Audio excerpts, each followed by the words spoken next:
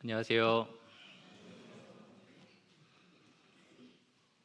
교회력으로는 오늘부터 이제 고난 주간이 시작되어서 겟셋마네 기도 찬양을 들으면서 주님께서 그 지기 어려워하셨던 그 땀방울이 핏방울이 되도록 이 잔을 거두어 달라라고 간구하셨던 그 잔을 아버지의 기쁨을 위해서 마시셨기 때문에 드셨기 때문에 우리가 이렇게 평화를 누리고 또 기쁨을 누린다라는 생각이 들었습니다.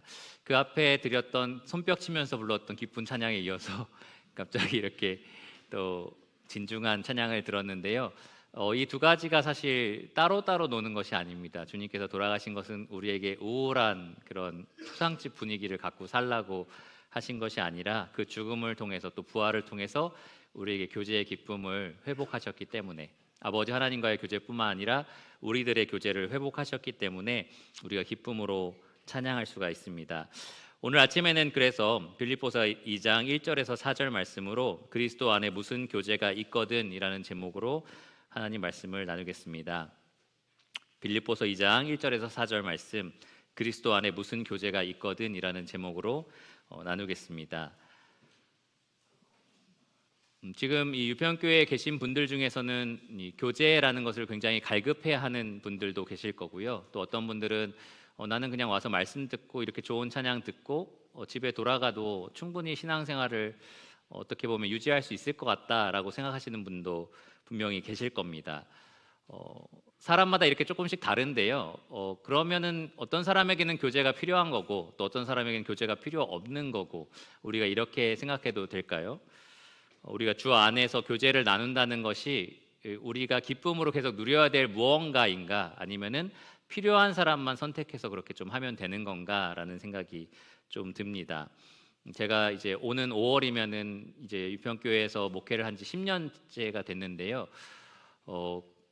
굉장히 오래 했죠, 생각보다. 네, 아직은 젊습니다. 그래도 그런데 이렇게 교회를 이렇게 섬기면서 보니까 뭐 말씀이라든지 교회 학교라든지 찬양이라든지 애찬이라든지 뭐 여러 가지 면에 대해서는 대부분 이렇게 만족하시고 좋아하시는데, 종종 이제 교제에 대한 갈급함을 이야기하시는 분들이 계세요. 그래서 이 교회에 왔는데 이미 형성되어 있는 친밀한 관계 속에 들어가는 것이 어렵다, 뭐 그런 얘기도 종종 하시고요.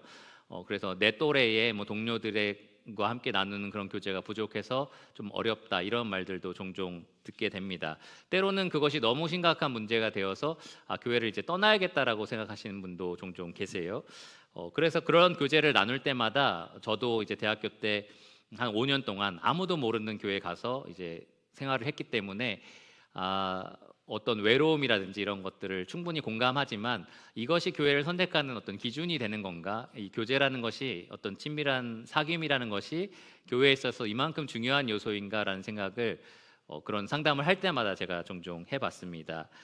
더욱이 이번에 이제 구역 집회를 제가 구성하면서 구역 집회가 초대교회에 있었나라는 생각도 많이 하게 됐어요. 사람들이 구역을 나눠서 조직적으로 시스템화해서 몇 명씩 모이고 뭐 프로그램은 이렇게 돌리고 구역장들끼리 또 이렇게 하고, 이런 것들이 초대교회에 있었는가라는 생각이 좀 들었습니다. 새로운 사람이 오면 구역장들이 찾아가서 우리 구역으로 이렇게 데려오기도 하고, 이런 시스템적으로 초대교회가 움직였는가라는 생각을 하면서 당연히 규모가 생기면 교회가 그런 형식적인 면들이 필요하지만, 성경적으로 그것이 우리가 어떤 교제를 이야기할 때 제일 중요하게 여겨야 하는 부분인가라는 생각이 들었습니다. 그래서 오늘은 이 빌립보서 본문을 통해서 정말 그리스도 안에 있는 교제가 무엇인가, 이 교제가 사회적인 동물인 이 사람이 이 사회에서 나누는 그런 친밀한 교제들, 서로 위로하고 격려하고 뭐 이렇게 하는 그러한 교제와는 무슨 차이가 있는가라는 생각을 좀 나눠보려고 합니다. 어떤 교제가 정말 하나님을 기쁘시게 하고 우리에게 참 만족과 기쁨을 주는 그리스도 안에 있는 교제인가라는 것을 오늘 말씀을 통해서 한번 살펴보겠습니다. 본문을 먼저 읽고 말씀을 계속 이어가겠습니다. 2장 1절에서 4절입니다. 그러므로 그리스도 안에 무슨 권면이나 사랑의 무슨 위로나 성령의 무슨 교제나 긍휼이나 자비가 있거든 마음을 같이하여 같은 사랑을 가지고 뜻을 합하며 한 마음을 품어 아무 일에든지 다툼이나 허용으로 하지 말고 오직 겸손한 마음으로 각각 자기보다 남을 낮게 여기고 각각 자기 일을 돌볼 뿐더러 또한 각각 다른 사람들의 일을 돌보아 나의 기쁨을 충만하게 하라. 네, 방금 제가 하나님의 말씀을 읽었는데요. 이 말씀을 통해서 오늘 이 시간 하나님이 여러분에게 전해주시는 이 교제가 무엇인지에 대한 그 하나님의 음성을 들으시기를 원합니다. 첫 번째로는 교제가 무엇인지에 대해서 좀 정의를 내려보려고 합니다. 여러분 주보에도 이 개요가 나와 있는데요. 교제란 저는 더불어 사귀는 것이라고 정의를 내렸습니다. 더불어 사귀는 것. 1절에 보시면 교제라는 말이 따로 분류되어 있죠. 위로, 겉면도 있지만 성령의 무슨 교제 이렇게 하면서 이제 교제라는 말이 따로 분류되어 있습니다. 그런데 실제로 우리가 성도들과 만나서 나누는 교제를 이렇게 떠올려 보시면 단지 이 교제라는 항목만 있는 것이 아니라 이 앞에 있는 겉면, 위로, 긍휼, 자비 이런 것들이 다 어우러져서 있는 것이 교제다라는 생각을 분명히 하실 겁니다. 그래서 이 본문에 나오는 교제는 우리가 말하는 그 넓은 의미의 교제보다는 조금 좁은 의미의 교제. 그래서 NIV 성경은 이것을 영어로 common sharing, 그러니까 통용이라는 말로 번역을 했습니다. 공동으로 사용하는 것, 공용, 통용으로 번역할 수 있는데요. 이렇게 번역을 했습니다. 이 교제를 나타내는 코이노니아라는 단어에 기본적인 뜻이 나눔다, 나눔이라는 뜻을 가지고 있기 때문에 이 공유라는 말을 썼습니다. 여러분 알다시피 초대교회에 성도들이 서로 교제할 때에 가진 것들을 자기 물건으로 주장하지 않고 서로 통용했다라는 말이 나오는 것을 알고 계실 거예요. 그렇게 가진 것들을 나누는 것이 이 여기에 나오는 좁은 의미의 교제라고 말할 수 있습니다. 교회가 언제 시작됐죠? 교회가 역사적으로 시작된 시점을 우리가 알고 있죠. 이 오순절이라고 우리가 얘기를 합니다. 오순절에 성령님께서 임하셨을 때 교회가 시작되었다라고 이야기를 합니다. 그때 성령의 충만함을 받은 교회 성도들이 각각 이 공적인 장소, 성전에서 그리고 집에서 이 교제를 나눴다라는 말이 기록되어 있는데요. 사도행전 2장 42절에서 47절을 보면 이 성도들의 교제 가운데는 여러 가지 다른 항목들이 어우러져 있습니다. 가르침, 사도들의 가르침이 있었고 서로 물건을 통용하는 게 있었고 재산과 소유를 나누는 게 있었고 찬미, 기도, 성찬 이 여러 가지 것들이 함께 어우러지는 것을 이 초대교회의 교제라고 부를 수 있습니다. 그런데 여러분 아까 말씀드린 것처럼 이 그리스도인들의 교제가 다른 사람들의 교제, 이 세속적인 사람들의 교제와 다른 점이 하나 있는데요. 무엇이냐? 바로 우리는 더불어 함께 교제한다라는 겁니다. 우리가 서로 교제한다는 의미가 아니고요. 삼위일체 하나님과 더불어 사귐을 누린다라는 겁니다. 요한일서 1장 3절에 보면 사도 요한은 그래서 이렇게 말을 했습니다. 우리의 사귐은 아버지와 그의 아들 예수 그리스도와 더불어 누림이라. 아버지 하나님 그리고 예수 그리스도 그리고 성령 하나님 삼위일체와 함께 더불어 사귀는 것을 이 그리스도인의 교제라고 말할 수 있습니다. 그래서 앞서 저희가 약간 설명드린 것처럼 주님의 죽으심 그리고 부활하심은 그냥 그 자체로만 의미가 있는 게 아니에요. 우리를 위해서 죽으셨대, 우리를 위해서 피 흘리고 돌아가셨대로만 의미가 그치는 것이 아니고요. 그것을 통해서 우리가 하나님과 화목을 이루었다라는 것이 정말 중요합니다. 그 결과가 중요하다는 거죠. 그것을 통해서 우리가 서로 간의 교제가 시작되었다라는 겁니다. 아버지 하나님과 화목하게 된 우리들이 서로 간에 더불어 누리는 사귐을 갖게 되었다라는 겁니다.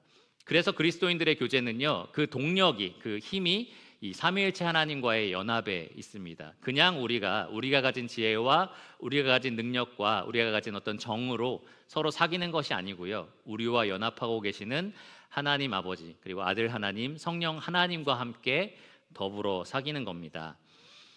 하나님께서 아들을 통하여 우리와 화목을 이루셨고 성령을 통하여 우리가 더불어 누리는 이 교제를 우리의 것이 되게 하셨다라는 말입니다. 우리가 떡과 잔을 대할 때 그래서 한 떡에 참여하는 한 가족이다라는 의미도 기념하는 거 여러분 아시죠? 주님께서 돌아가신 그 사실이 우리에게 주는 의미 중에 하나입니다. 우리가 모두 이 한 떡으로 말미암아 한 그리스도로 말미암아 한 가족이 되었다. 함께 교제 나누는 친밀한 사귐의 그룹이 되었다라는 것을 의미합니다. 우리가 다음 주에는 주님의 부활하심을 기념하면서 또 부활에 대한 말씀을 듣게 될 건데요. 그때도 마찬가지입니다. 주님이 부활하셨으니까 너무 신난다라는 그런 추상적인 의미가 아니고요. 그것이 우리에게 실질적으로 가져온 복음의 효력이 있다라는 겁니다. 한마디로 말하면 우리의 교제, 이 그리스도인들의 교제는 이 복음의 결과라고 말할 수 있습니다. 복음의 능력으로 우리는 교제하고요, 이 복음의 축복으로, 그 은혜로 교제를 누리고 있습니다. 1절을 자세히 살펴보면 그래서 이 교제는 단순히 그냥 교제, 권면, 위로라고 언급되어 있지 않고요, 다 삼위일체 하나님과 연결되어 있습니다. 먼저 1절에 보시면 이 권면 앞에 무슨 수식어가 붙어 있습니까? 그리스도 안에, 그리스도 안에 무슨 권면이 있거든 이라고 말을 합니다. 삼위일체 하나님과 연관되어 있는 부분인데요, 이 그리스도 안에라는 의미는 그냥 애매한 의미가 될 수도 있지만 어떤 의미냐 하면 우리가 그리스도와 연합되어 있는 사람으로서 서로 권면한다라는 것을 의미합니다.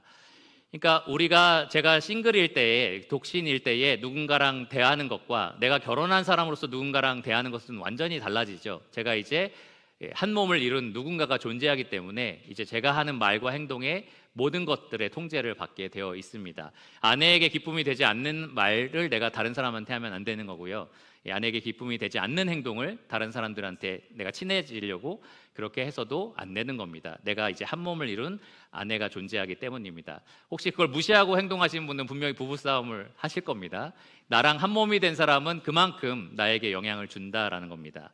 마찬가지로 그리스도인의 교제가 그래요. 우리가 모두 다 하나님과 그 예수 그리스도와 또 성령님과 연합되어 있는 존재들이기 때문에 그래서 우리가 하는 말과 행동에 많은 제약이 따릅니다. 안 좋은 의미에서 제약이라는 것이 아니라 좋은 의미에서 선하고 온전한 방식대로 말하고 행동하게 된다라는 겁니다. 좀 구체적으로 말씀드리면 그래서 그리스도인의 교제가 자기의 주관적인 생각이나 세속적인 생각들을 나누는 시간이 아니다라는 거예요. 왜냐하면 우리 각자가 그리스도와 연합되어 있는 존재이기 때문에 우리가 그런 사람으로서 어떻게 살아야 하는지를 서로에게 말하는 것이 그리스도인의 교제가 되어야 한다라는 겁니다. 바울은 그래서 이런 말을 했어요. 고린도후서 5장 20절에 하나님이 우리를 통하여 너희를 권면하시는 것 같이 그리스도를 대신하여 간청하노니, 그러니까 여러분들이 다른 그리스도인과 교제를 나눈다고 할 때는 여러분은 그리스도를 대신하여 간청하는 사람으로서 그렇게 교제를 나누는 겁니다. 예수님이 여러 부부싸움하는 어떤 형제 자매에 대해서 그래 남편이 잘못했네, 아내가 잘못했네 이렇게 하실 것 같으세요? 아니면은 서로가 더 성화되는 방향으로 이끌어 주실 것 같으세요? 후자이겠죠. 그러니까 이 그리스도인인 우리가 서로 교제를 나눌 때도 남편이 잘못했네, 나라도 화가 나겠다 이렇게 좀 공감해 주려고 그렇게 하실 수 있는데 그것이 올바른 방향이 아니다라는 겁니다. 그리스도를 닮아가도록, 그리스도와 함께 연합하여서 살아가는데 합당하도록 우리가 서로 권면해 주는 것이 그리스도인의 교제다라는 겁니다. 골로새서 3장 16절에 보면 성도가 피차 가르치고 권면하라라고 명령하고 있는데요, 그때도 15절에 그리스도의 말씀이 너희 안에 풍성히 거하여라는 단서가 붙습니다. 그러니까 우리가 서로 나누는 교제, 우리가 이끌어주고 가르쳐주고 권면해주는 그 방향이 분명히 존재한다라는 겁니다. 그냥 알아주고 그냥 공감해주는 게 아니다라는 거죠. 그것도 필요하지만 더 나아가서 우리가 서로를 밀어주는 방향이 분명히 존재한다는 거예요. 그리스도를 더욱 닮아가고 그분과 동행하는 삶을 살도록 그렇게 도와주는 것이 바로 우리의 교제입니다. 우리 각자가 그리스도와 연합되어 있는 그러한 성도이기 때문에 그렇습니다. 두 번째로 성도는 서로 위로한다라고 되어 있는데요, 여기 앞에 무엇이 수식되어 있죠? 사랑의 무슨 위로라고 되어 있습니다. 그냥 위로가 아니라 사랑으로 위로한다라고 되어 있는 겁니다. 가만히 생각해 보시면 그리스도인들은 이 땅을 살면서 참 많은 고난을 받아요. 이 세상 사람들도 고난을 많이 받고 어려움을 많이 겪지만 그리스도인들은 거기에 추가로 그리스도인이기 때문에 받는 고난이 따라옵니다. 세상 사람들은 그냥 욕하고 하늘 보면서 욕하고 막 이러면서도 넘어갈 수 있지만 그리스도인들은 그 어려움을 당할 때에 하늘로부터 오는 위로를 받아야 넘어갈 수가 있습니다. 우리가 욕할 수 없잖아요. 하나님 어떻게 그럴 수 있어요? 이렇게 할 수가 없잖아요. 그러니까 하나님으로부터 오는 위로를 받고 이것을 소화해 내야지 우리가 살아갈 수가 있는 겁니다. 고린도서 1장 5절에 바울은 그리스도의 고난이 우리에게 넘친 것 같이 우리가 받는 위로도 그리스도로 말미암아 넘치는도다라고 말을 했습니다. 여러분 지나간 삶을 돌이켜 보면 정말 많은 어려움들을 겪어봤지만 그 안에는 또 그리스도가 주시는 아주 특별한 위로가 있었다는 것을 기억하실 겁니다. 성도로부터 받은 위로도 참 많을 거예요. 저도 개인적인 어려움들을 겪었을 때 정말 많은 성도님들의 위로를 받고 또 격려를 받았습니다.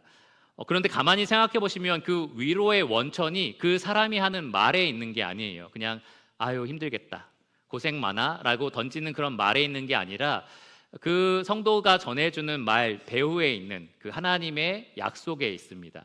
이 모든 것에 하나님의 주권적인 사랑이 있다라고 말해주는 거, 하나님 분명히 이것을 보상하실 거다라고 말해주는 거, 그러니까 우리가 믿고 있는 것에 대해서 더 확증해주는 그 말들이 우리를 정말로 위로합니다.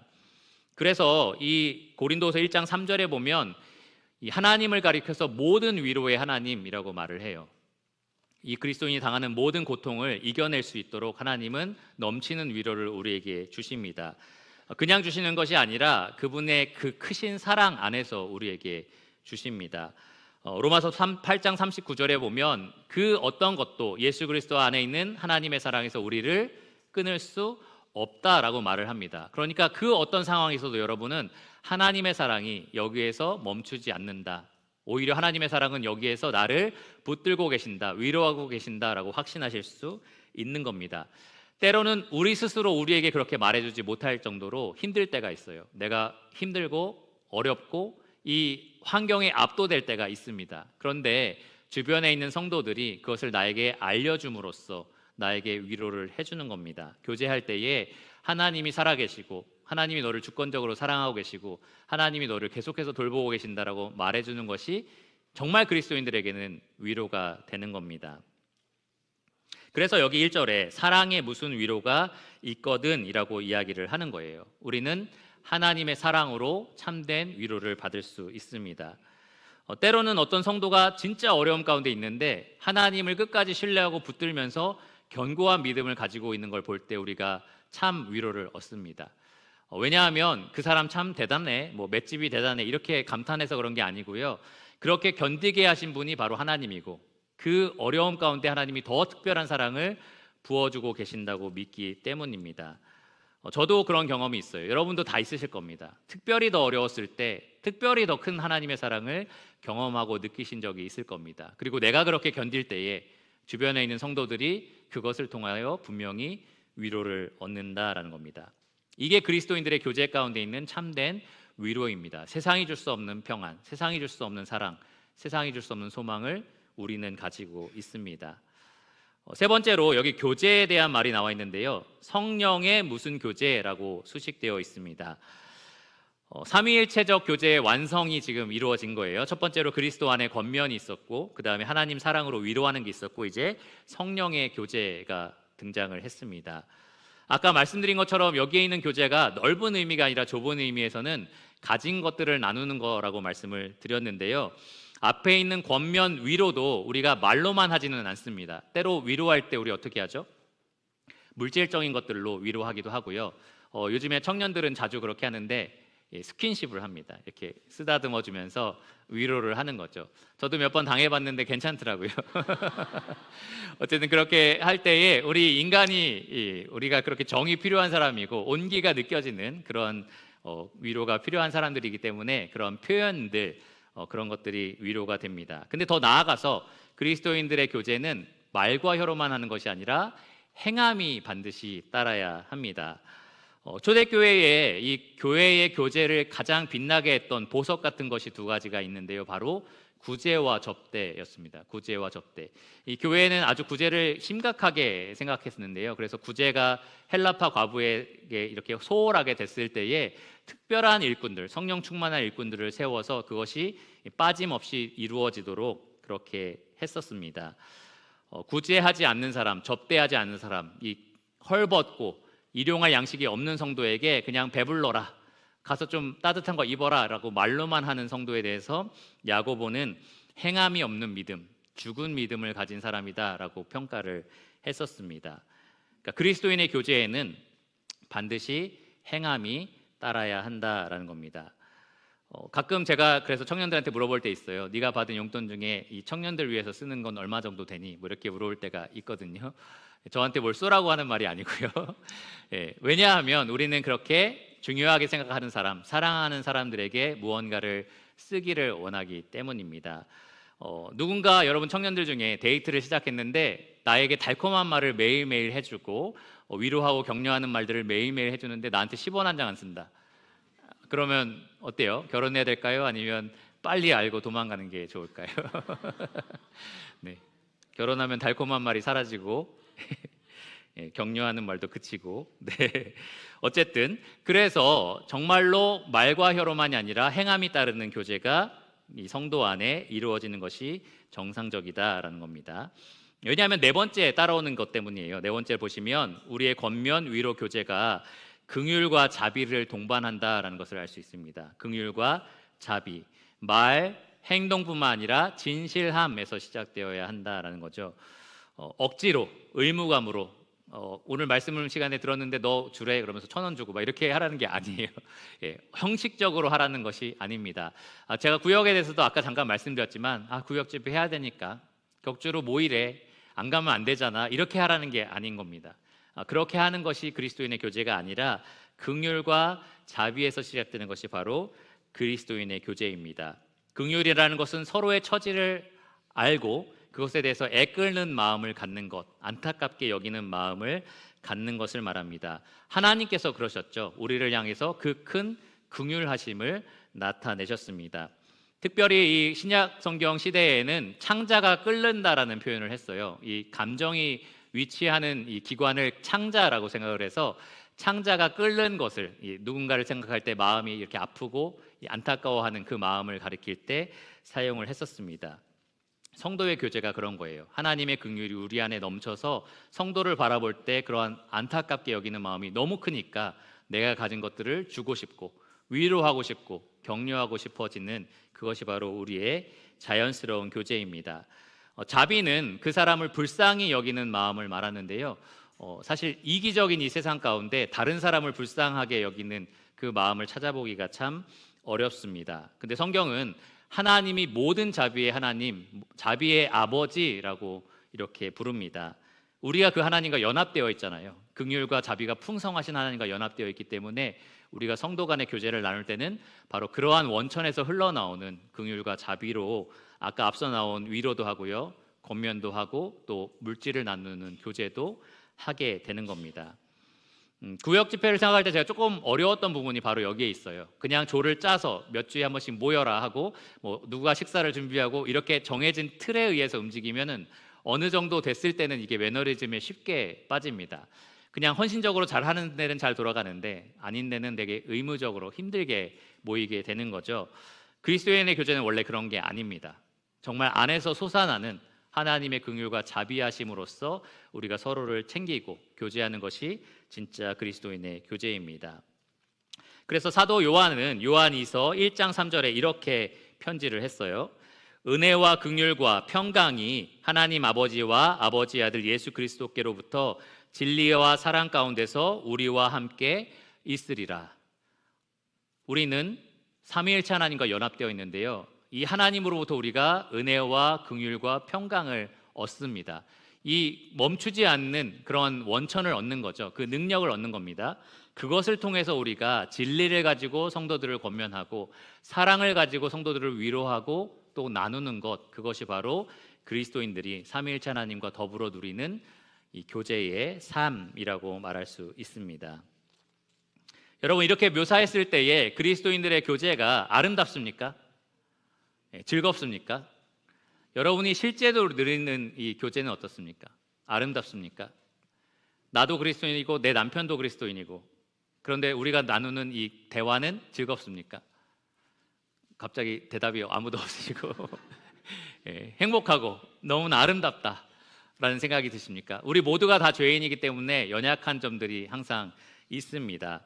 그리고 이것이 정말 이상적인 하나님이 계획하신 그리스도인들의 교제이지만 그렇게 되지 않을 때도 참 많이 있습니다. 만약에 제대로 된다면 다윗처럼 우리가 이 교제에 대해서 이렇게 고백할 수 있을 거예요. 시편 133편 1절에 보면 세 번역으로 읽어드리겠습니다. 그 얼마나 아름답고 즐거움과 형제 자매가 어울려서 함께 사는 모습. 우리가 함께 사는 이 교제의 삶이 얼마나 아름답고 즐거운가라고 감탄을 하는 겁니다. 언약의 백성끼리 이 언약의 하나님 안에서 누리는 이 즐거운 교제의 삶이 얼마나 아름답냐라고 감탄을 하는 거죠. 근데 정말 이렇게 돼야 할 교제가 그렇지 않고 지루하고 고통스럽고 그리고 하고 싶지 않은 이 꺼려지는 그러한 교제가 될 수도 있습니다. 어떻게 하면 우리가 즐거운 교제, 아름다운 교제를 가질 수 있을까요? 어떻게 하면 우리가 이 꺼려지고 지루하고 하기 싫은 교제를 피할 수 있을까요? 세 가지 원리를 찾아보도록 하겠습니다. 첫 번째 원리, 2절에 나와 있는데요. 마음을 같이 하라입니다. 오늘 본문은 1절에는 교제에 대해서 있거든 이라고 말을 하는데요. 있을 때도 있고 없을 때도 있다 이런 말이 아니라 이 교제가 있을 때마다 2절부터 4절까지에 나와 있는 원리대로 해라 라는 명령입니다. 너희에게 교제가 있거나 권면이 있거나 위로가 있거나 긍휼 자비가 나타날 때가 있을 때에는 무조건 이 2절에서 3절까지의 원리, 이 방식을 따라야 한다라는 말입니다. 그래서 첫 번째 원리가 바로 2절에 나와 있는 마음을 같이 하라입니다. 이 원리에 따라 또 이 목적에 따라 우리가 교제할 때에 진짜 아름답고 즐거운 교제를 나눌 수 있습니다. 첫 번째, 그리스도인의 교제를 아름답고 즐겁게 하는 것은 바로 마음을 같이 하는 것입니다. 2절을 보시면 마음을 같이 하여 같은 사랑을 가지고 뜻을 합하여 한 마음을 품어, 이 다양한 표현을 계속 반복하고 있는데요. 결국에는 한 마음을 가져라라는 거예요. 한 마음을 가져라, 마음을 같이 하라, 한 뜻을 품어라. 계속 같은 말을 하고 있는 겁니다. 여러분, 우리가 지금 나누는 그리스도인의 교제가 누구와 연합해서 하는 교제라고 말씀드렸죠? 삼위일체 하나님. 삼위일체 하나님은 세 분이 각각 따로 노십니까? 아니면은 하나로 연합되어 계십니까? 하나로 연합되어 계십니다. 그러면 그 연합 안에서 우리가 교제를 나눈다고 할 때 우리가 연합하는 것, 한 마음을 품는 것은 지극히 당연한 일인 겁니다. 예수님은 겟세마네 동산에서 기도하시기 전에 아버지 하나님께 대제사장적 기도를 하셨어요. 이 제자들뿐만 아니라 이들을 통해서 구원받는 앞으로의 제자들, 그러니까 우리들을 포함하죠. 이들이 하나 되게 해달라라고 간절히 기도하셨습니다. 요한복음 17장 21절에 보면 아버지여, 아버지가 내 안에 내가 아버지 안에 있는 것 같이 그들도 다 하나가 되어 우리 안에 있게 하사 세상으로 아버지께서 나를 보내신 것을 믿게 하옵소서. 우리가 하나 되게 해달라라고 주님께서 간절히 기도를 하신 겁니다. 그런데 중요한 질문이 있어요. 하나 된다는 것은 무엇을 의미할까요? 우리가 하나 돼야 한다라는 것은 무엇을 의미할까요? 많은 교회에서 하나됨을 강조하면서 약간 획일적인 모습을 성도들에게 강요할 때가 있어요. 우리 모두가 헌금하고 있으니까 너도 헌금해야 된다. 우리 모두가 이것을 힘쓰고 있으니까 너는 왜 이것에 힘쓰지 않느냐. 이런 식으로 조금 획일적으로 성도들을 몰아가려고 이 하나됨을 강조할 때가 종종 있습니다. 그런데 성경이 말하는 하나됨은 그런 하나됨이 아니에요. 모든 의견을 다 하나로 모아야 된다는 것도 아니고 같은 삶의 방식을 가져야 된다는 말도 아닙니다. 취향과 성향이 있는데 그것을 다 무시하고 딱 하나의 취향을 가져야 된다라는 말도 아닙니다. 우리가 가져야 되는 그 하나는 무엇이냐? 바로 5절에 나와 있는 것처럼 그리스도 예수의 마음입니다. 우리가 같은 마음을 가져야 되는데 우리가 가져야 되는 그 마음은 바로 그리스도 예수의 마음입니다. 그리스도의 예수의 마음, 그 마음이 그런 어떤 마음일까라는 생각이 드실 텐데요. 여기 5절 이후에 나와 있는 이 마음을 품으라 이후에 나와 있는 이 마음을 쭉 헤아려 보면은 예수님은 죽기까지 아버지 하나님께 영광 돌리기 위해서 사셨습니다. 그러니까 죽기까지 아버지 하나님께 어떻게든 영광을 돌리기 위해서 그러한 마음을 품고 이 땅에 오셨고 또 사셨고 죽고 부활하셨습니다.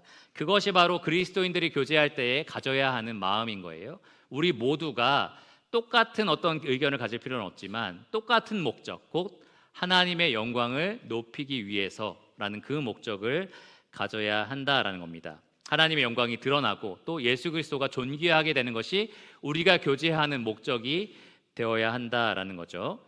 많은 그리스도인들이 교제를 이야기할 때에 그런데 이 목적을 상실할 때가 참 많이 있습니다. 그러니까 어떻게 교제가 즐겁다라고 얘기하냐면은 그날 내 얘기를 정말 많이 한 거죠. 너무 많이 해서 너무 신났어요. 그럼 집에 갈 때 오늘 교제가 너무 좋았어. 이렇게 이야기를 합니다. 다른 사람들은 좋았는지 몰라요. 근데 어쨌든 나는 좋았어라고 얘기를 하는 거죠. 또 어떨 때 좋냐 하면은 사람들이 내 말에 많이 공감해 줬을 때, 아 그렇지, 너 참 힘들겠구나, 너 남편이 잘못했네, 너 아내가 잘못했네, 이런 말들을 주변에서 많이 해준 거죠. 그러니까 내 마음을 많이 위로받은 것 같으니까 오늘 교제 참 좋았어라고 이야기를 합니다. 그리고 그리스도인들 간의 교제에 금기되어 있는 항목이 하나 있어요. 뭐냐면 옳고 그런 거 얘기하면 안 된다, 너 그거 아니야, 너 그렇게 하면 안 돼라는 말을 하는 거는 꼰대가 하는 거다라고 이제 생각을 하는 거죠. 우리가 해야 될 거는 그렇구나, 아 참 그랬겠네 라는 말을 하면 된다라고 얘기를 합니다. 이게 이 현대 사회를 지배하고 있는 사상이에요.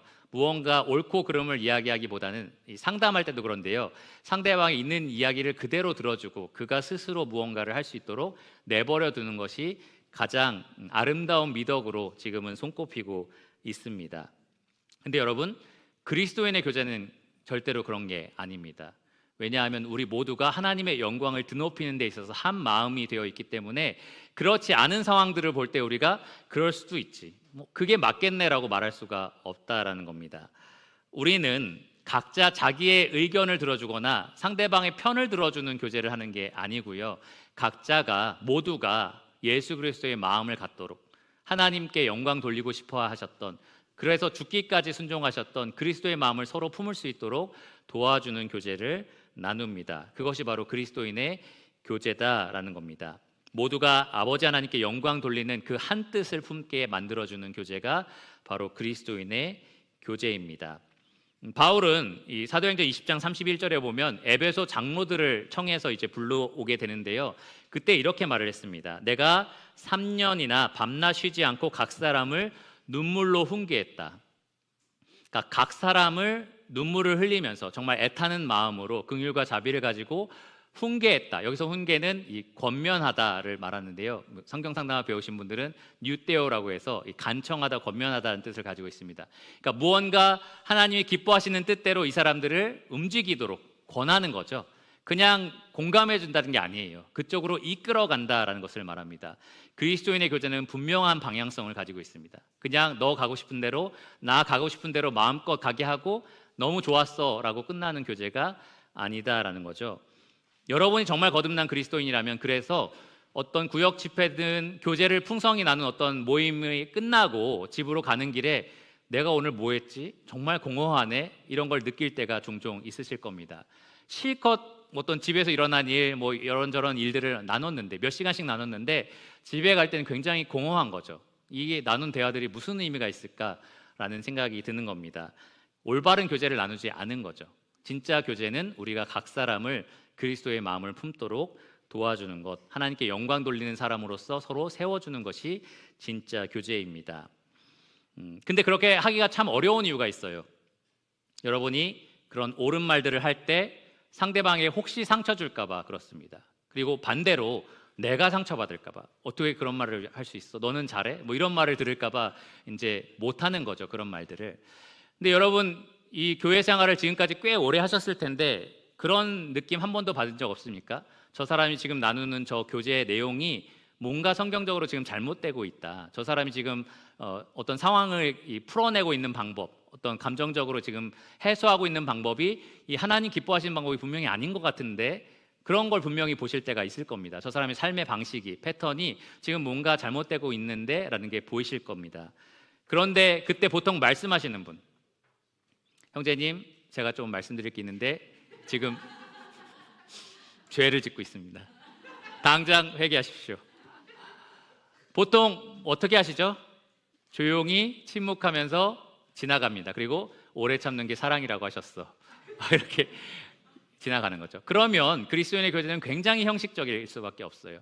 그냥 있었던 일, 내가 어제 저기 이마트 갔는데 1+1 있대, 그래서 저거 너무 좋았다, 나도 샀는데 막 이러고 가는 거죠. 그러면 내가 뭐 하고 온 거지, 이게 약간 이런 공허함이 이제 생기는 겁니다. 남편이 이렇더라, 아내가 저렇더라, 막 이렇게 신나게 얘기했는데 남는 게 하나도 없는 거죠. 그러니까 진짜 그리스도인의 교제는 그런 장면이 보일 때 얘기할 수 있어야 되는 거예요. 그런 모습이 지금 왜 잘못되고 있고, 그리스도와 연합해서 살아가는 우리가 태도로 가져서는 안 되는 거다, 우리가 가져서는 안 되는 행동 방식이다라는 걸 서로가 이야기해 줄 수 있어야 되는 겁니다. 물론 사랑을 가지고, 여기 2절에 보시면 같은 사랑을 가지고, 이야기를 하자마자 죄입니다, 회개하세요, 이렇게 하라는 게 아닌 거죠.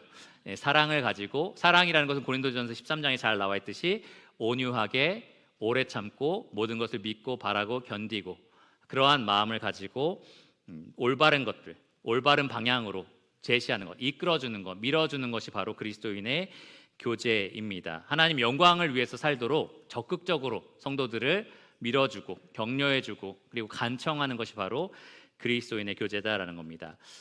다음으로 넘어가기 전에 잠깐의 팁을 드리면, 보통 우리가 그런 말들을 할 때 저 사람은 너무 무례해, 사랑이 없어 라고 이야기를 듣는 이유가 그 전에 이 사람이 충분히 나를 사랑한다는 그런 어떤 교감이 없었기 때문에 그런 것 같아요.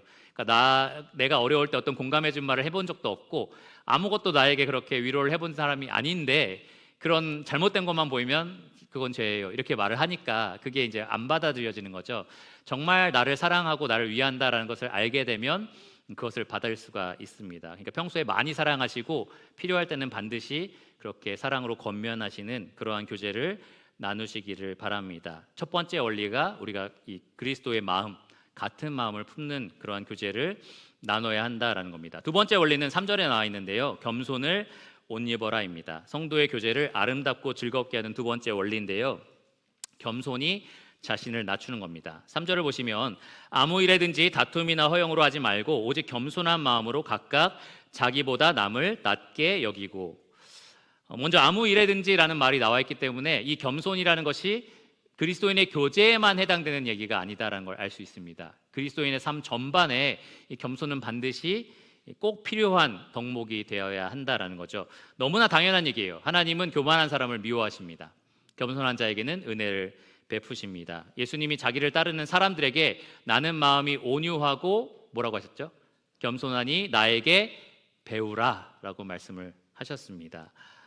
오늘 본문에도 보면 예수 그리스도의 마음에서 가장 두드러진 특징이 바로 겸손이에요. 근본 하나님과 본체시나 동등되게 여김을 받지 않으시고 계속해서 자기를 낮추십니다. 사람의 모양이 되셨고 종의 형체를 취하시고 죽기까지 복종하시고 계속해서 자신을 낮추는 그리스도의 이 겸손의 마음을 우리가 볼 수가 있습니다. 이런 겸손을 모두가 장착하고 교제를 나눈다면 그리스도의 교제가 아름답고 즐거울 거예요. 그런데 겸손하지 않다라고 하면 여기 나와 있는 것처럼 다툼과 허영이 시작이 됩니다. 여기 다툼으로 번역된 단어는 에리테이아라고 하는데요, 이기적인 야심을 의미합니다. 그냥 무언가를 원한다, 욕구가 아니라 이기적인 욕구라는 거죠. 다른 사람의 원함보다는 나의 원함이 더 우선시되는 그러한 욕구를 의미합니다. 아까 잠깐 예를 들었지만 내 얘기를 많이 하고 싶은 사람, 무엇이 문제일까요? 이기적이다라는 게 문제예요. 내 얘기를 내가 이렇게 하고 싶은 만큼 다른 사람도 다른 사람 얘기를 하고 싶을 텐데, 이거를 고려하는 사람은 겸손한 사람입니다. 그런데 내 얘기를 많이 하고 싶고 그것을 충족받고 싶은 게 우선순위가 되어서 나머지를 돌아보지 못한다, 이거는 이제 교만한 모습인 겁니다. 이러한 이기적인 야심은 반드시 이 교제 가운데 갈등, 이 다툼을 일으키게 되어 있습니다. 단지 이야기를 많이 하는 것뿐만 아니라 내가 더 사랑받고 싶어하는 그러한 욕구도 마찬가지고요. 여러분 또 교회 안에서 교제를 하다 보면 저 성도는 돈 한 푼 안 쓰려고 한다, 뭐 이런 사람도 있을 거예요. 항상 내가 쏜더라, 막 이런 식으로 이제 생각되는 사람들도 있을 텐데, 그런 것도 마찬가지입니다. 이기적인 야심이 그 안에 있는 거죠. 그런 이기적인 야심을 가진 사람은 이 허영을 채울 수는 있어요. 자기가 원하는 대로 이루어졌으니까 허영, 그러니까 헛된 영광을 의미합니다.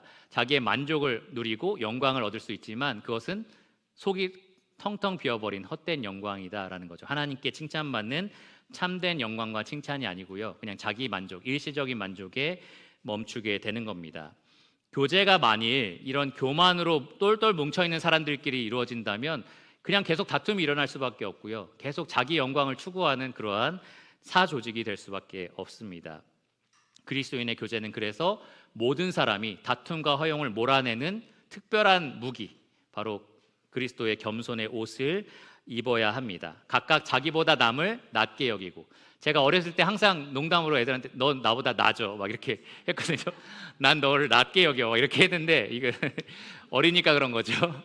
예, 근데 어른도 그렇게 생각하는 사람 있어요. 예, 이거를 악용하는 건 아니지만 진짜 남을 대할 때에 나보다 낮게 여기는 사람들이 있습니다. 여러분 교회 올 때에 그룹들을 정하는 사람들이 있습니다. 이 사람들하고 교제하면 내가 행복하고 좀 편안한 사람, 이 사람들이 오면은 나는 좀 불편하고 내가 뭔가 해줘야 될 사람, 이렇게 정하면서 이제 내가 좀 경로를 정하는 거죠. 아, 저 복도로 가면은 저 사람을 만나겠구나, 이쪽으로 가면은 나랑 편한 사람이랑 만나겠구나, 이런 걸 계산하는 거죠. 왜 그렇습니까?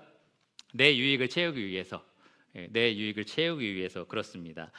여러분이 교회에서 있는 어떤 공식적인 행사라든지 교제의 장을 고려할 때에 나에게 유익이 될 것인가를 먼저 생각하신다면 고민해 보셔야 됩니다. 왜냐하면 그것만 생각하면 안 되는 거예요. 내가 가서 어떤 유익을 줄 수 있을까를 생각해 보셔야 됩니다. 구역 집회를 생각할 때 좀 고민이 됐던 게 거기에 있어요. 고린도 교회 성도가 나는 교제가 안 돼서 갈라디아 교회로 갈게요, 뭐 이렇게 안 했을 것 같거든요. 그렇죠? 그렇게 안 했을 것 같죠. 여기엔 내 또래가 없네요, 나는 뭐 에베소 교회로 가겠습니다, 이런 식으로 안 했을 것 같거든요. 그러니까 이게 현대 교회의 문제점인 거예요. 왜 이런 문제가 있느냐? 우리가 이기적인 야심을 점점 키우는 이 세상에 물들어 있기 때문입니다. 나에게 유익이 될 것이냐, 내가 여기에 참석하면 나에게 기쁨이 될 것이냐, 이게 제일 우선순위에 있는 거죠. 사실은 내가 주님 주신 긍휼과 자비를 가지고 어떻게 이곳에 가서 다른 사람에게 유익을 줄 수 있을 것인가, 주님처럼 겸손한 마음을 가지고 그렇게 생각을 해야 되는 겁니다. 이 교제의 자리에 가면 나는 섬김을 받는 것이 아니라 섬기는 사람이 돼야겠다라는 생각을 가지셔야 하는 겁니다. 그렇게 겸손으로 교제할 때에 그리스도인의 교제는 참 만족과 영광을 누릴 수가 있습니다. 즐거움을 누릴 수가 있습니다. 마지막 세 번째 원리는 서로 돌아보라입니다. 서로 돌아보라. 4절에 나와 있는데요, 각각 자기 일을 돌볼 뿐더러 또한 각각 다른 사람들의 일을 돌보라라고 되어 있습니다. 여러분, 그리스도인들은 만약에 정말로 하나님과 연합하여서 하나님의 영광을 추구하는 것을 첫째 자리에 두고 살아갈 때에 부지런할까요? 게으를까요? 부지런하겠죠. 하루 종일 5시간 동안 게임하는데 난 하나님 영광을 위해서 하고 있어, 막 이렇게 할 수가 없겠죠. 아, 이건 아닌 것 같은데, 하나님 영광을 위해서. 게임이 나쁜 건 아닙니다. 적절히 조절하면서 할 수는 있어요. 근데 하나님 영광을 위해서 한다라고 했을 때는 내가 근면성실할 수밖에 없습니다. 정말 그리스도인들은 그렇습니다. 성령의 열매 중에 하나가 절제죠. 절제. 그러니까 모든 일에 있어서 절제하는 것이 정말 그리스도인의 삶입니다. 게으르지 않고 부지런합니다. 그래서 성경의 이 서신서에 보면 부지런하지 않은 사람, 게으른 사람, 자기가 먹고 살 걸 자기가 준비하지 않는 그런 젊은 그리스도인들에 대해서 책망하고 그들이 자기가 번 돈으로 먹고 살게 하라라는 권면을 성경에 하고 있습니다. 성경은 그리스도인들이 부지런할 것을 요구하는데요, 왜냐하면 잘 생각해 보시면 오늘 교제와 관련되어서 자기를 돌아보는 것, 자기 일을 돌보는 것에 부지런하지 않으면 남의 일을 돌볼 시간이 전혀 나지 않습니다. 어떤 면에서 현대인들은 자기 일 돌보느라고 너무 바빠서 남의 일을 돌볼 시간이 존재하지 않는 것 같습니다. 오늘날 그리스도인 간의 교제가 왜 부족하냐, 그리고 왜 질적으로 이렇게 떨어지느냐 생각해보면 모든 사람이 각각 자기 일 돌보는 거에만 너무나 바빠요. 거기에 시간을 다 허비를 하는 겁니다. 그러면 정직하게 자기 스스로 한번 질문을 해볼까요? 나는 내 시간을 너무나 규모 있게 잘 쓰고 있는데 내 일이 너무 많아서 너무 바쁩니다 라고 생각하시는 분 있나요? 없죠. 있으시네요. 네, 좋습니다. 그럴 수는 있어요. 그런데 중요한 것은 가만히 생각해 보면 허비하는 시간도 생각보다 많습니다. 내가 허투루 사용하는 시간들이 굉장히 많다라는 거죠. 그 많은 시간을 우리는 내가 고생한 거에 대한 위로, 보상으로 사용을 하는 거죠. 만약에 그 시간들을 우리가 잘 써서 남을 돌아보는 데 썼다면 그리스도인들의 교제가 특히 현대 교회에 있어서 더 풍성하고 즐거워질 겁니다. 우리가 사는 삶을 통해서 우리는 너무나 자기 일 돌보는 일에만 바쁩니다. 역시 이 부분에 있어서도 우리는 그리스도의 마음을 장착을 해야 합니다. 주님께서는 아버지의 영광을 위해서 이 땅에 오셨고 종의 형체를 취하셨다라고 기록이 되어 있습니다. 종의 형체를 취하셨다는 것은 노예 신분으로 오셨다는 말이 아니에요. 예수님께서 종처럼 다른 사람을 섬기는 생애를 살다가 가셨다라는 말을 의미합니다. 주님께서는 남의 일을 돌보는, 자기 일뿐만 아니라 남의 일을 돌보는 그 일에 헌신하셨습니다. 죽기까지 그렇게 하셨습니다. 주님의 삶을 생각해 보시면 굉장히 부지런하세요. 새벽부터 일어나서 기도하십니다. 굉장히 오랫동안 아버지와 교제를 나누시고 남은 시간에는 자기 앞에 모인 큰 무리를 다 가르치고, 모일 때마다 가르치시고, 그들의 병든 것을 고치고 먹는 것을 주시고 복음을 전하시고 이렇게 남을 섬기는 일에 헌신하셨던 분이 바로 우리 주님입니다. 자기 일만 돌보느라 바쁘셨던 것이 아니라 남의 일을 돌보시는데 헌신하셨던 분이십니다. 바로 그 마음을 우리가 가져야 한다라는 겁니다. 여러분이 사용하시는 시간을 한번 잘 생각해 보세요. 내가 다른 이들을 돌보는데 얼마나 많은 시간을 사용하고 있는가. 공예배 참석이라든지 어떤 교회 공적인 행사에 참석한다든지 뭐 어떤 소그룹에 참석하는 것도 마찬가지인데요. 내가 이것을 통해서 다른 사람을 돌보기 위하여 이것을 참석하고 있는 것인지를 한번 잘 생각해 보시기 바랍니다. 어쩌면 앞에 말씀드린 것처럼 나의 유익과 만족을 위해서, 이것도 나를 돌보기 위해서 내가 지금 사용하고 있는 하나의 서비스로 여러분들이 여길 수가 있다라는 겁니다. 교회는 여러분 서비스라는 것이 존재하지 않습니다. 이렇게 말하면 워십 서비스 아닌가요? 이렇게 생각하실 수도 있는데요. 내가 받기만 하는 서비스는 존재하지 않습니다. 여러분이 이 서비스를 제공하는 사람들입니다. 여러분들이 서비스를 여러 사람들에게 제공하는 사람들이고요. 나는 그냥 앉아있으면 만찬떡 갖다 주더라, 떡 잔도 주더라, 밥도 다 해서 주더라, 이렇게 즐기는 그런 서비스를 누리는 그러한 시간이 아니고요. 여러분이 가지고 있는 것들로 다른 사람들을 돌보는 그러한 시간이 바로 교회에서 있는 모든 시간들입니다. 특별히 그리스도인들의 교제에 있어서는 내가 어떻게 하면 저 사람의 삶에 들어가서 그 사람이 가지고 있는 짐을 져줄 수 있을까, 그것에 대해서 고민하는 그러한 참된 교제를 나눠야 이 그리스도인의 교제가 정말 아름답고 즐거울 수가 있습니다. 마지막으로 여기 본문의 마지막을 보시면 4절에 이 나의 기쁨을 충만하게 하라로 마무리가 되는데요. 이것이 바로 이 1절에서 4절에 나오는 유일한 명령어입니다. 나의 기쁨을 충만하게 하기 위해서 너희가 교제가 있을 때마다, 위로가 있을 때마다 겸손해야 되고, 그리고 한 마음을 가져야 되고, 그리고 남의 일을 돌봐야 된다. 이것이 본문의 내용인데요. 이것을 여러분 좀 주목하여 보시기 바랍니다. 바울이 무엇을 지금 충만하게 기뻐하는 거죠? 어떨 때 바울이 정말 기쁨이 충만한 거죠? 성도들이 삼위일체 하나님 안에서 각자 돌보고 그리고 위로하고 격려하는 모습을 볼 때에 바울이 너무너무 기쁘다라고 지금 표현을 하고 있습니다. 여기 부모님들 잘 한번 들어보세요. 자녀들이 서로 너무 이타적으로 사랑하고 내 것을 내 것이라고 주장하지 않고 언니 해, 뭐 오빠 해 하면서 서로 막 자기 걸 주면서, 그리고 너무 자기 시간을 내주고 같이 교제하면서 친밀하게 사귀고 있다. 부모님 기쁘십니까? 안 기쁘십니까? 기쁘시죠? 내 방 들어오지 마 막 이러고 막 1,000원도 줄 수 없어, 이자 100원 내 막 이러고 막 애들이 막 이러고 있으면 기뻐요, 안 기뻐요? 안 기쁘시죠? 여기 바울, 영혼의 목회자인 거죠. 이 성도들의 목회자인 바울이 성도들이 그런 친밀한 교제를 나눌 때 기쁘다라는 말을 합니다. 저는 어떨까요? 저도 그럴 때 정말 기쁩니다. 성도들이 이타적으로 서로 그렇게 교제 나눌 때에 진심으로 기쁘고요. 주님 마음은 어떻겠습니까? 주님도 진정으로 기뻐하실 겁니다. 주님께서 그 자녀들이 이렇게 계획하신 대로 아름답고 즐거운 교제를 나눌 때에 가장 기뻐하실 겁니다. 결론적으로 말씀을 드려서 그리스도인 간의 교제는 이 아름답고 즐겁게 하는 그 교제가 어떻게 정해지느냐, 여러 가지 공통점들을 막 찾아서 사람들이 이 교제의 즐거움을 찾으려고 합니다. 예를 들어서 지역이 같은 사람들끼리 뭉치고, 연령이 같은 사람끼리 뭉치고, 공통된 관심사가 같은 사람들끼리 뭉치기도 하고요. 정치적 성향이 같은 사람끼리 뭉쳐야 행복하다라고 말도 합니다. 가끔, 그리고 최근에 이 정치적인 색깔이 너무 교회 안에서도 뚜렷해져서 제가 좀 가슴이 아팠는데, 그리스도의 사랑이 이 빨간색과 파란색으로 나눠지게 되는구나, 이런 생각 때문에 좀 이거밖에 안 되는 건가, 그리스도의 사랑이, 이런 생각이 좀 들 때가 있었습니다. 그런 것들의 공통점 때문에 우리 교제가 잘 되는 게 아니에요. 우리 교제가 잘 되는, 그 아름답고 즐겁게 되는 한 가지 요인은 바로 우리 모두가 그리스도의 마음이라는 그 공통된 마음을 갖기 때문입니다.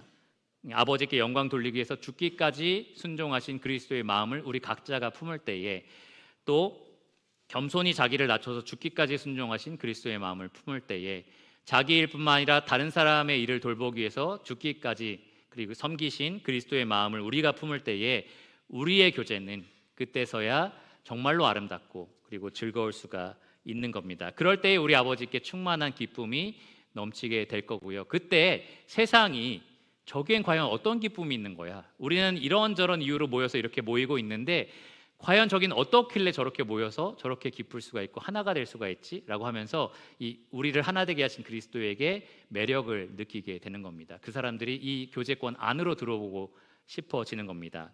말씀을 준비하면서 이 교회 안에 아직 구원받지 않은 분들이 계시는데요.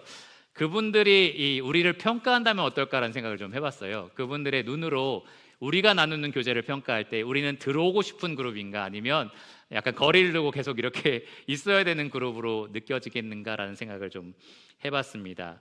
여러분 어떻게 됐으면 좋겠어요? 들어왔으면 좋겠습니까? 아니면 거리를 뒀으면 좋겠습니까?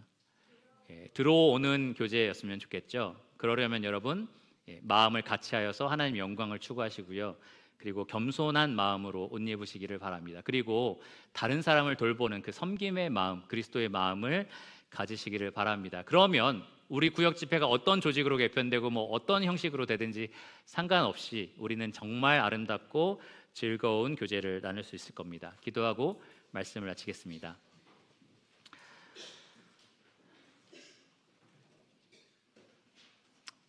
하나님 감사합니다. 우리에게 하나님의 그 크신 긍휼과 자비를 부어주심에 참으로 감사를 드립니다. 우리가 그 긍휼과 자비와 평강을 누리는 자들로서 예수 그리스도의 마음을 품게 하여 주시기를 원합니다. 우리가 교제 나눌 때 우리 안에 살아있는 그 옛자를 그리스도의 마음으로 누를 수 있게 하여 주시고 그리스도의 마음으로 옷 입어서 우리의 옛 성품들을 죽일 수 있도록 하여 주시기를 원합니다. 그리하여서 우리가 나누는 교제 가운데 그리스도가 드러나고 아버지께서 영광 받게 하여 주시기를 원합니다.